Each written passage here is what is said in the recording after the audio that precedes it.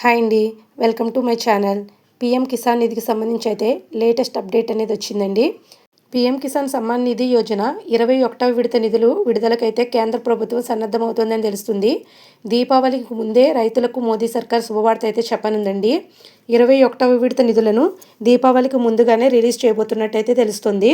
October 18వ తారీఖునైతే ఈ PM కిసాన్కి సంబంధించిన నిధులను విడుదల చేసే అవకాశం అనేది కనిపిస్తుంది.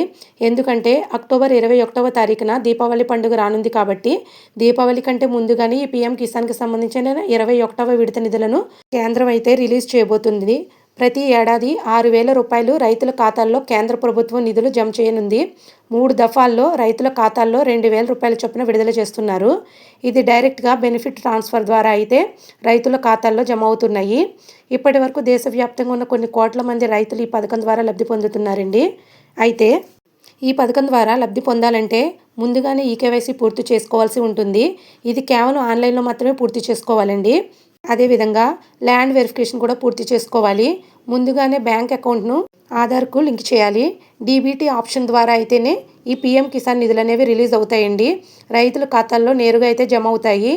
కొన్ని కోట్ల మంది రైతులైతే ఈ పీఎం కిసాన్ నిధుల ద్వారా అయితే లబ్ధి పొందుతున్నారు. అయితే ఈ పీఎం కిసాన్ నిధుల ద్వారా లబ్ధి పొందాలంటే ప్రభుత్వ ఉద్యోగం చేస్తున్న వారు అర్హులు కాదండి. అదేవిధంగా నెలకు 10,000 రూపాయల పెన్షన్ పైన వచ్చే వాళ్ళు కూడా అనర్హులుగా అయితే ఉంటారు. కుటుంబంలో ఒక్కరు మాత్రమే ఈ పథకానికి అర్హులుగా ఉంటారు. మరిన్ని అప్డేట్స్ కోసం మన ర్యాపిడ్ ఇన్ఫో తెలుగు ఛానల్ని అయితే సబ్స్క్రైబ్ చేసుకుని లైక్ చేయండి. Thanks for watching.